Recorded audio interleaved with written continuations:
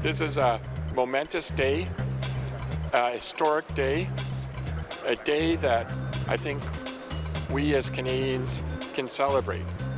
We now have direction for our parliamentarians to reflect what the vast majority of Canadians already believe. That was Conservative MP Stephen Fletcher expressing his satisfaction with the Supreme Court ruling in favor of doctor-assisted suicide in Canada. He's probably one of the few Conservative politicians to go on record supporting the ruling.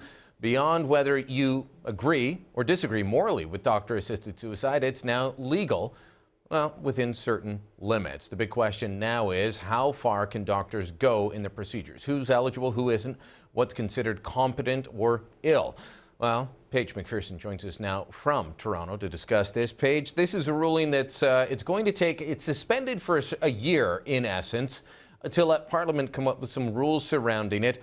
But I'm not sure that Parliament's going to be able to get it right on the first shot. I think the courts are going to be back at this. Yeah, you may very well be right. So the Supreme Court, what we see now is that they've really pushed Parliament to make a decision on this. Hold on. Parliament voted six times since '93 and as recently as 2010, and every time they've said overwhelmingly, no, we don't want to do this. So let me rephrase. They've pushed Parliament to change their position on this, I suppose is a better way to say it.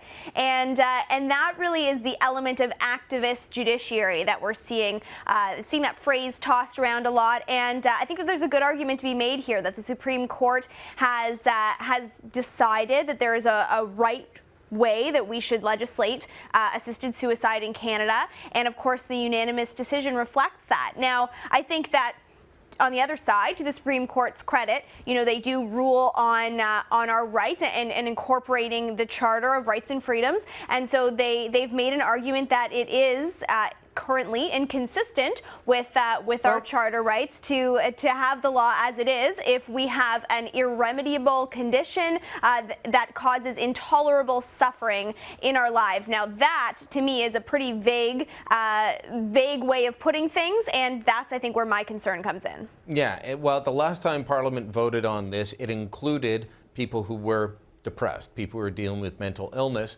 They could have asked for this and be given it. Here's from the Supreme Court ruling on what they see Parliament dealing with. And they say a competent adult person who, 1, clearly consents to the termination of life, and 2, has a grievous and irredeemable medical condition, including an illness, disease, or disability that causes enduring suffering that is intolerable to the individual in the circumstances of his or her condition. As you say, that is kind of vague, and it does leave the door wide open to, well, they've said it's an adult, so we won't go down the European route where some countries are euthanizing children, but it could be mental disability. It could be mental health issues.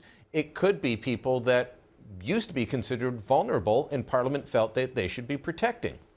You're right, and that's the concern. I find that there's something confusing in there, because on the one hand, they've said that it needs to be a competent adult, and I suppose it really does hinge on the interpretation of that word competent. So then on the other hand, to the point that you're making, they haven't really clarified whether or not that qualifies as a psychological condition or whether it specifically qualifies as only a physical condition. Now, I think in not clarifying that, they've really just left it open to mean that it could mean either one. But then it's that confusing intersection between what a competent adult is and then whether it can be a psychological condition. Because if it is a psychological illness, which you could very reasonably argue, cannot be remedied and causes intolerable suffering for their entire life. Now, can somebody who is suffering from a psychological illness be considered a competent adult? Well, that's completely in the hands of doctors, right? And that's where it gets murky. I think it's going to be completely in the hands of the judges for years to come. All right, Paige, thanks so much. We're going to have to leave it there for now, but